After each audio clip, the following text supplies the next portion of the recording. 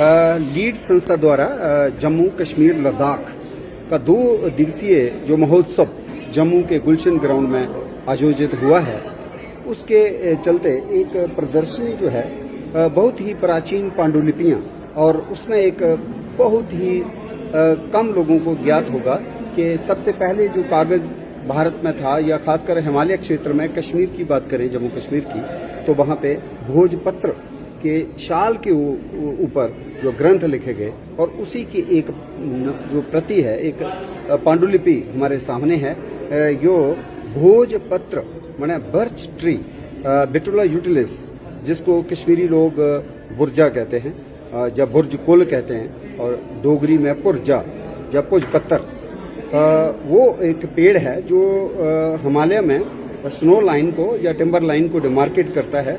उसके ऊपर कोई और पेड़ नहीं होता।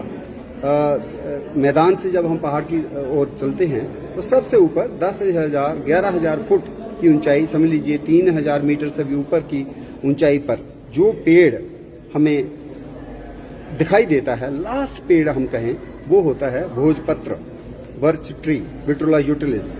और उसकी जो पेपरी बार्क होती है वो खुद भी निकलती है, लेकिन उसको निकाला भी जाता है, और उसी के जो शाल के ऊपर लिखे हुए ग्रंथ की ये प्रति आप मेरे सामने देख रहे हैं। भोजपत्र की शाल पे लिखा हुआ ग्रंथ है ये, संस्कृत भाषा में लिखा गया है, और पता नहीं कितनी 2000 साल पुरानी ये प्रति होगी, और किस तरह से इसको अभी भी सहेज के रखा गया है। और आज के जम्मू महोत्सव के इस कार्यक्रम में ये प्रदर्शित है। ना जाने कितने लोगों ने इसको देखा, या देख करके उनको पता भी चला कि ये एक पेड़ जो है, पेड़ की शाल के ऊपर लिखा गया नायाब ग्रंथ है।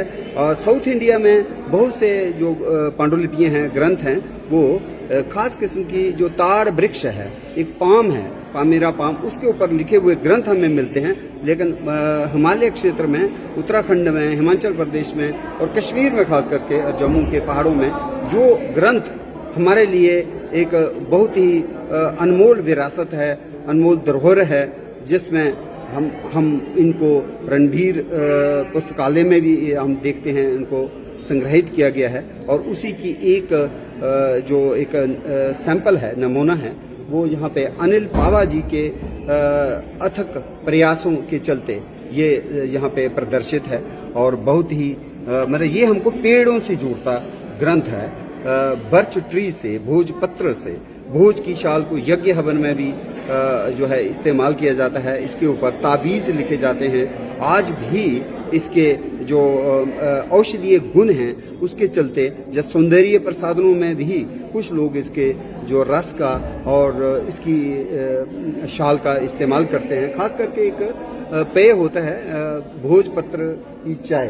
भोजपत्र चाय भी इसकी जो बार्क से और पत्तियों से हम बना सकते हैं।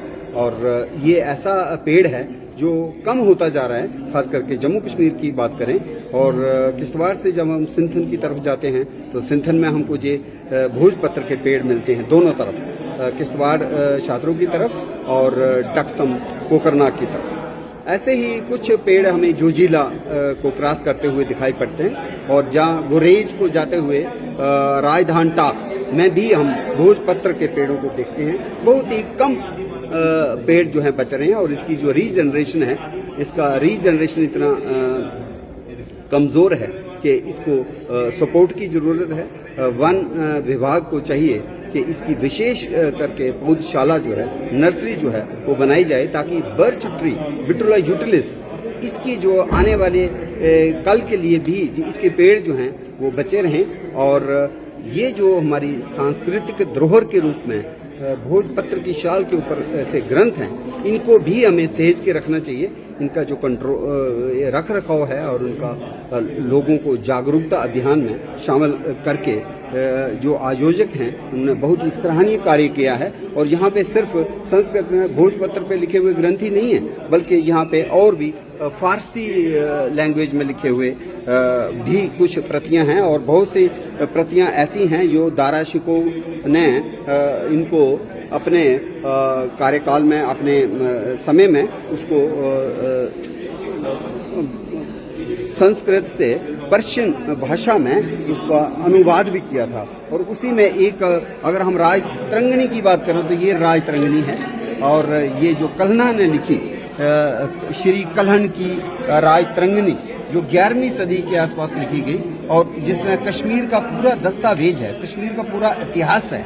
और देखिए किस मेहनत के साथ, जब प्रेस नहीं होती थी, जब डिजिटल वर्ल्ड नहीं होता था, तब किस तरह से हमारे जो विद्वान होते थे, संस्कृत के विद्वान होते थे, उन्होंने ये ग्रंथ रचे हैं। तो ये राज तरंगिणी का ही एक पन्ना है जो मैं आपको दिखा रहा हूँ, और इसको अच्छी तरह से रखा गया है। और इसी में कुछ ऐसे जो हमारे कालिदासा हुए, संस्कृत के बहुत साहित्यकार, कवि, उनके भी ग्रंथ जो हैं, उनकी भी पांडुलिपियां यहाँ पे रखी गई हैं। और ये एक ऐसा संग्रह है उन पुरानी पांडुलिपियों का। लेकिन जो बात खास करके भोजपत्र की शाल के ऊपर है, वो वाली हमको एक खास पर्यावरण से भी जोड़ती है और संस्कृति से भी जोड़ती है। और आज 2 दिवसीय कार्यक्रम जो यहाँ पे आयोजित हुआ जम्मू के गुलशन ग्राउंड में, उसमें प्रेरणा प्रवाह समारोह अभी संपन्न हुआ। और उसमें उन्होंने कुछ अभियानों को लेकर के, कुछ जो स्वयंसेवी संस्थाओं के द्वारा कुछ अच्छे कार्य करने के लिए उनको प्रोत्साहित भी किया गया। और ये मुझे बताते हुए हर्ष हो रहा है कि ट्री टॉक कार्यक्रम, पेड़ परिचर्चा कार्यक्रम जो है, उसको भी जो है एक मान्यता प्राप्त की गई और उसको सम्मान प्राप्त मैंने किया पेड़ परिचर्चा चलाने के लिए, जो 19 दिसंबर 2010 को हमने जम्मू के विश्वविद्यालय से शुरू की थी। और 19 दिसंबर 2023 मंगलवार को, अगले हफ्ते, उसके पूरे 13 साल हो जाएंगे। और इन 13 सालों में हमने इसी तरह की बातें जो है समाज के सामने लाई कि किस तरह से हमारे ऋषि मुनियों ने, हमारे विद्वानों ने जो पहले ग्रंथ लिखे वो पेड़ों की शाल पर लिखे।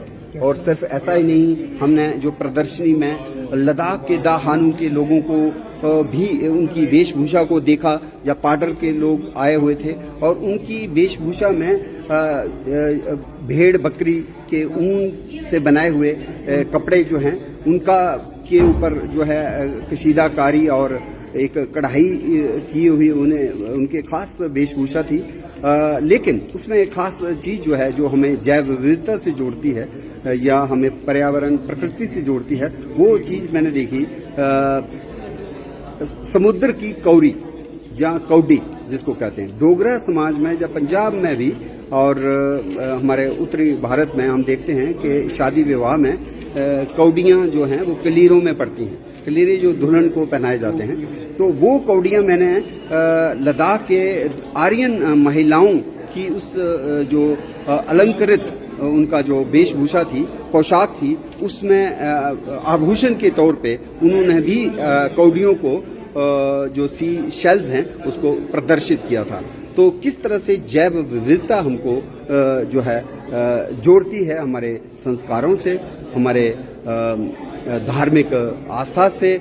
और जब तक हम पर्यावरण के ह्रास को नहीं रोकेंगे, पर्यावरण से मैत्री के चलते हम इन चीज़ों को संरक्षण नहीं प्रदान करेंगे, तो कहीं ना कहीं हमारा आने वाला जो भविष्य है, कल जो है वो खतरे में पड़ सकता है। जैसे जलवायु परिवर्तन के लिए 28th COP conference of parties की जो एक विश्व स्तर पे एक जो सम्मेलन है, मीटिंग चल रही है दुबई में, उसका भी जो चिंता जलवायु परिवर्तन ही है। तो जलवायु परिवर्तन के ऊपर नकेल कसने के लिए जो सबसे आसान तरीका है वो है पौधारोपण और जंगलों के विनाश को रोकना, और मोम प्लास्टिक का भी कम से कम इस्तेमाल करना। और अगर हम इन बातों को और सुदृढ़ तरीके से समाज के आगे रखना चाहते हैं, तो ये देखिए, ये पांडुलिपियां हमको एक संदेश देती हैं कि किस तरह से पुराने लोगों ने इसको जो है सहेज के रखा था और उसके लिए किस तरह से हाथों से ही इतना लिखते थे। ये देखें आप, तो ये लंडे शायद टाकरी स्क्रिप्ट में हमें डोगरी अक्षर जो हैं उसका भी एक नमूना हमारे सामने है। और ये इस तरह से सिर्फ पांडुलिपियां ही नहीं बल्कि कुछ आभूषण जो हैं लद्दाख क्षेत्र से, जहाँ पे जानवरों के दांतों का भी इस्तेमाल हुआ है। साथ में जो मैं बात कर रहा था कौडी, ये कौड़ी है जो कलीरे में भी पड़ती है और दाहनु के ऑर्नामेंट्स में इनका एक अपना योगदान है। और लेकिन ये जो है ये कहीं ना कहीं किसी जानवर के दांत नजर आते हैं उस क्षेत्र में, या तो याक होता है या फिर भालू होता है या क्या, अब ये एक्सपर्ट ही बताएंगे ये किस जानवर के दांत हैं। लेकिन इसकी बनाई हुई ये मालाएं जो हैं यहाँ पे प्रदर्शित हैं और ये भी हमको प्रकृति के उस एक विराट रूप से रूबरू करवाती हैं। और यहाँ पे और भी कई किस्म के आभूषण जहाँ हैं, या पुराने टाइम के जो मिट्टी की चीजें हैं, मिट्टी के बर्तन, हमेशा कुम्हार जो है वो इको फ्रेंडली टच है और हम प्लास्टिक का इस्तेमाल कम करें। और ये जो पुराना हमारा कुम्हार की मिट्टी के बर्तन हैं उनको मुझे लगता है दोबारा से हमको अपना जो है विरासत सहेजने के लिए उनको दोबारा से शुरू करना होगा, उसका इस्तेमाल करना। और ये एक लाजवाब किस्म की प्रदर्शनी जो है अनिल पावा जी को खास क्रेडिट जाता है, जिन्होंने अपने अथक प्रयासों से इसको यहाँ पे प्रदर्शित किया है। और इतना ही नहीं, हमारे बसोली की पेंटिंग की अगर हम बात करें तो इसमें भी पेड़ों को काफी ज्यादा महत्व दिया गया है। पेड़ों को चित्रित किया गया है, चाहे वो सप्त पर्णी का पेड़ हो, आम का पेड़ हो, या केले का पेड़ हो, बरगद हो, वट वृक्ष हो। तो अगर आप देखें तो इसमें पेड़ों को आप देख ही रहे हैं कि कांगड़ा मिनिएचर पेंटिंग के में देखिए आप किस तरह से पेड़ों के महत्व को भी दर्शाया गया है। तो ये पर्यावरण के दृष्टि से भी ये जो पुरानी किस्म की चित्र कला है, चित्रकारी है, और किस तरह से देखो इवन रेप्टिलियन रेवरेंस और रेप्टाइल्स जो है स्नेक्स के ऊपर भी किस तरह से, और गौ को माँ के रूप में दर्शाया गया है। और यहाँ पे नक्षत्र भी हैं, जैसे ये सूर्य को है, सूर्य भगवान का है, ये मंगल का है, और इसी तरह से ये बृहस्पति का है। जो नवग्रह वाटिका भी हम बनाते हैं जिसमें अलग अलग पौधे लगाए जाते हैं, तो उसमें देखिए ये शनिचर का है, शनि। ये अलग अलग जो चित्रकारी है, चित्रकला है, इसमें खासकर देखिए ये मानसून के समय में मेघ मल्हार और झूले, और लेकिन पेड़ जो है जहाँ पे भी विद्यमान है, पेड़ जो हैं वो साथ साथ चल रहे हैं, चाहे कोई भी कला संस्कृति हो। अगर आपसे यह पूछा जाए, जैसे ये सूर्य है, हमारे नवग्रह होते हैं, तो सूर्य का जो है अक है कैलोट्रोपिस प्रोसेरा, और मंगल का हमारा खैर है ना, लेकिन जो सोम का है पलाश, सोम जो है चंद्रमा का जो है पलाश का पेड़ है, ब्यूटिया मानोस्पर्मा, बैटला प्लासी ट्री। शनि का जो है शमी जो है, जिसको खेजड़ी ट्री भी कहते हैं, प्रासोपिस साइनेरेरिया, उसका ये है। और बृहस्पति का क्या है, बृहस्पति का पीपल का पेड़, जिसको अश्वत्थ कहा जाता है संस्कृत में। और किस तरह से हमारे भद्रवा में बासुकी नाग मंदिर, और कहा जाता है कि उन्हीं के पुत्र जो हैं बाबा पहाड़ देवता, जिन्होंने जम्मू के कंडी क्षेत्र में तवी को बहाया था, और उसका मंदिर भी अभी नगरोटा के पास विद्यमान है। और वही सर्प नाग सबिता के दर्शन हम इस कलाकृति में देख रहे हैं कि किस तरह से हमारा बुजुर्गों का, पूर्वजों का अध्ययन रहा है। और सिर्फ अध्ययन ही नहीं रहा है, इसमें कहीं न कहीं प्रकृति का पूजन भी हुआ है, प्रकृति को पूजा गया है, प्रकृति को नतमस्तक होकर उसको सहेजा गया है। और आने वाली नस्ल जो है, पीढ़ी जो है, उनको मुझे लगता है इन चीजों से, जैसे ये देखें आप, ये जगन्नाथ और बालभद्र और सुभद्रा की जो एक पेंटिंग है, आकृति है, शायद ये कपड़े पे है, और इसमें भी पेड़ का जो है जिक्र आ जाता है, क्योंकि इनकी जो मूर्तियां हैं वो नीम के वृक्ष से ही बनाई जाती हैं। और इस तरह से कई किस्म की चीजें हैं, और सारे नॉलेज को समझना और पीढ़ी तक पहुंचाना आसान नहीं है। और ये देखो, ये जो खूबसूरत एक किस्म का शतरंज हुआ करता था रामायण काल में, चोंपड़ जिसको कहते थे। तो ये एक अपने आप में अद्भुत है। और यहाँ पे आप देखिए पुराने टाइम के औजार, और इसमें भी लकड़ी का जो है इस्तेमाल हुआ है। और क्या क्या लकड़ी है, जैतून की लकड़ी हो सकती है, आम की लकड़ी हो सकती है। ये किसकी लकड़ी है, अब ये कारीगर जो है जिसने बनाया है शायद वही बता पाएगा। लेकिन लकड़ी जो है हर जगह है, लकड़ी के बिना ये कई किस्म के। और देखिए नरसिंगा है, तो ये बजाया जा रहा है। तो ये बजाने वाले लोग भी बहुत कम रह गए हैं आजकल। कैल है, कैल सीधी हिंदी मेरे ख्याल। अच्छा कैल ही है। तो ये हमारे एरो पुराना जो होता था, शिकार भी होता था या कहीं ना कहीं इसका इस्तेमाल होता था लड़ाइयों में भी। तो वो धनुष्यबाण, और ये जो है पुराने हमारे जो तलवारें हैं इससे। और एक किस्म से कैल, नरसिंगा जो है ये वाद्य यंत्र यहाँ पे रखे हुए हैं। और ये देखिए बड़ी बाद के पुराने टाइम में इस तरह की होती थी ब्रिक्स, ईंटें जो हैं किस तरह से इको फ्रेंडली तरह के मिट्टी से बनाई जाती थी, और उसमें भी एक चित्रकारी और कलाकारी है। तो ये पुराने टाइम के जो समावार होते थे या इस तरह का मेटालिक हमारा होता था, कितना ये पर्यावरण से बिल्कुल ही अनुकूल और पर्यावरण को कम से कम क्षति पहुंचाने वाली जीवन शैली थी। और इसके जो दर्शन ही करना जरूरी नहीं है, बल्कि इसको अपनी जमीन में, अपने जीवन में इसका अनुसरण करना। और कहीं ना कहीं इन चीज़ों को देखने के लिए जो लोग आए हैं, इनका भी एक दायित्व बनता है कि ज़्यादा से ज़्यादा जागरूकता फैलाएं, बढ़ाएं और सबको पर्यावरण बचाने की जो है वो एक शिक्षा का ज़्यादा से ज़्यादा प्रसार करें। ये जो पत्थर के ही पत्थर के बर्तन है, इसमें खाना बनता था 400-500 साल पहले। अच्छा, बहुत बढ़िया।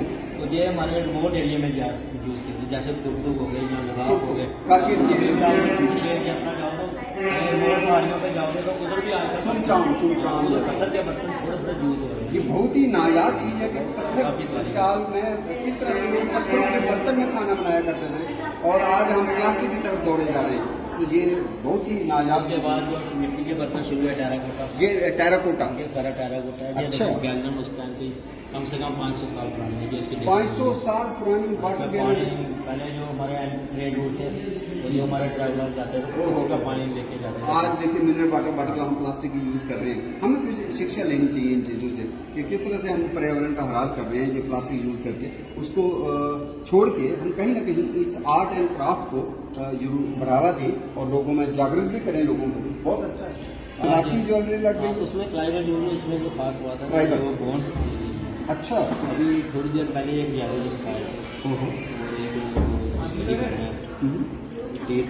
अच्छा, वो उनको बड़े ध्यान से देखा, उन्होंने कहा कि इसकी हम पूरी रेंज निकालेंगे। अच्छा, ये बड़े रेंज मिलते हैं। मैंने ये मतलब इसकी वो कहते हैं उस टाइम से है, ये उस टाइम का वो कहते हैं हम इसमें एनवायरनमेंट बनाते हैं, किस टाइम का एनवायरनमेंट कंडीसिव का देंगे ये।